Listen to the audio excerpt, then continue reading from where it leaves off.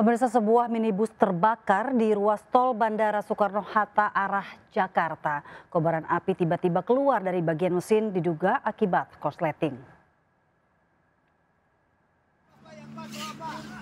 Minibus ini tiba-tiba terbakar saat melintas di kilometer 21 jalan tol Bandara Soekarno-Hatta dari arah Cengkareng menuju Jakarta.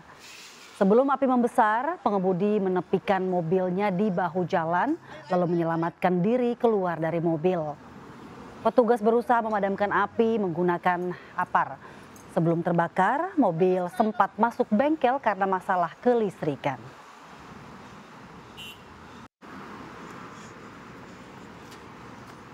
Tembok sepanjang 15 meter di Pejaten, Jakarta Selatan ambruk akibat diterjang luapan air. Akses jalan dan permukiman terendam hingga 1 meter.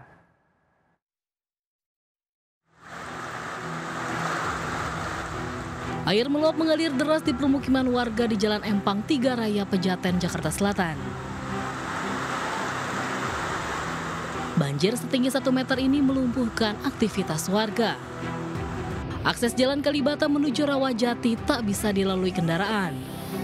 Peristiwa terjadi setelah tembok pembatas jalan sepanjang 15 meter roboh. Saluran air di balik tembok mampet tak kuat menahan derasnya hujan yang berlangsung sepanjang hari. Material tembok menimpa lapak pedagang.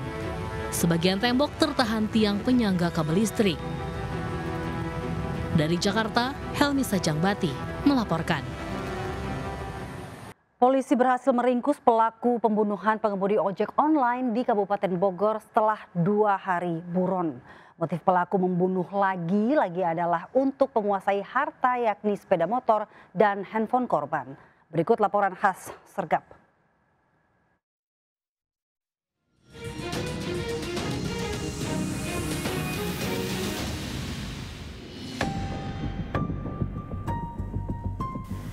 Pemirsa, seorang pengemudi ojek online dan taksi online seringkali menjadi tindak kejahatan penumpangnya dengan cara apapun. Seperti yang terjadi di desa Cibeber 1, Lewiliang, Bogor, seorang pria tewas dengan sejumlah luka. Korban kehilangan sepeda motor dan handphonenya.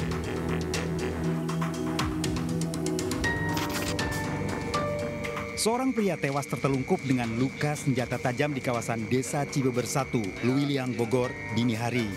Polisi yang melakukan penyelidikan, korban memakai seragam ojek online, namun handphone dan sepeda motor hilang. Bukan mancing, korban itu ojol, Grab, ya. Yang nemukan itunya yang habis pulang mancing. Gitu, warga Sukabakti, warga setempat itu, Pak. Iya.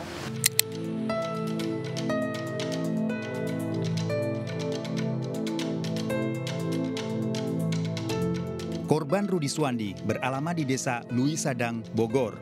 Korban yang berprofesi sebagai ojek online sejak 6 tahun lalu, mulai siang hari telah berangkat.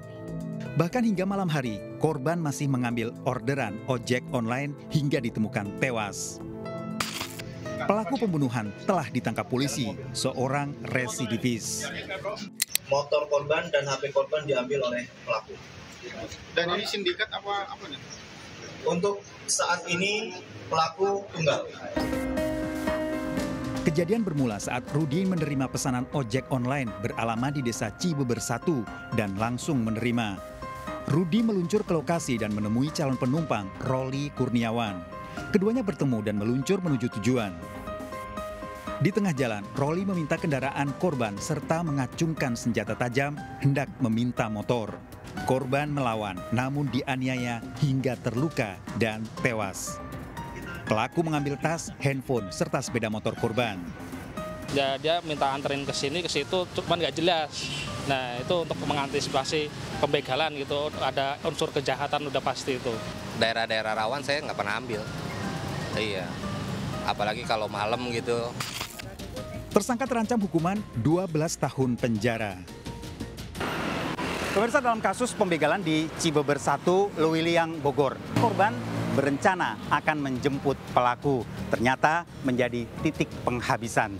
Selalu hati-hati dan tetap waspada. Ratusan miliar rupiah dan mobil mewah disita dari sindikat judi online hasil pencucian uang. Pelaku menggunakan modus perusahaan cangkang untuk mengelabui polisi.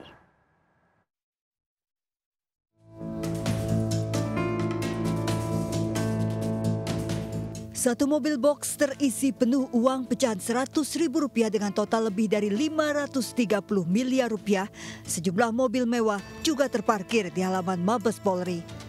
Mobil dan uang ini merupakan hasil pencucian uang dua tersangka sindikat judi online OHW dan O dari hasil mengelola 12 situs judi online selama 6 tahun. Keduanya merupakan komisaris dan direktur perusahaan cangkang bidang teknologi informasi. Perusahaan hanya di atas kertas dan tidak beroperasi, bertugas menampung uang judi online, kemudian digunakan untuk membeli aset berupa obligasi dan aset lainnya. Digital. Jadi mereka dari uang yang diambil melalui deposit maupun withdraw itu dikumpulkan, kemudian dimasukkan ke PT-PT-nya. Untuk menelusuri aset tersangka, polisi dan PPATK memblokir 197 rekening dari 8 bank. Kedua tersangka dijerat pasal berlapis, terancam 20 tahun penjara. Dari Jakarta, Helmi Sajangbati, iNews melaporkan. Pemirsa, 11 jenazah guru SD korban kecelakaan truk tabrak angkot di Purworejo, Jawa Tengah telah teridentifikasi. Sebelumnya 6 jenazah sulit dikenali karena kerasnya hantaman truk membuat angkot hancur berkeping-keping.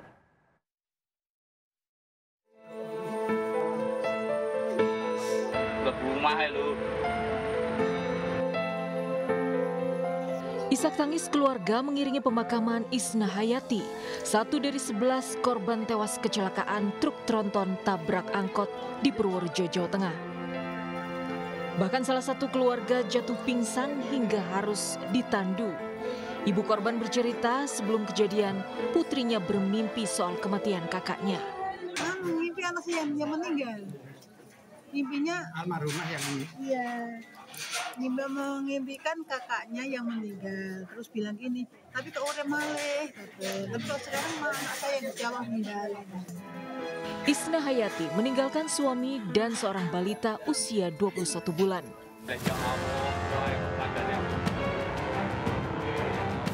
Kecelakaan tragis menimpa rombongan guru SD asal Magelang yang hendak melayat ke Purworejo.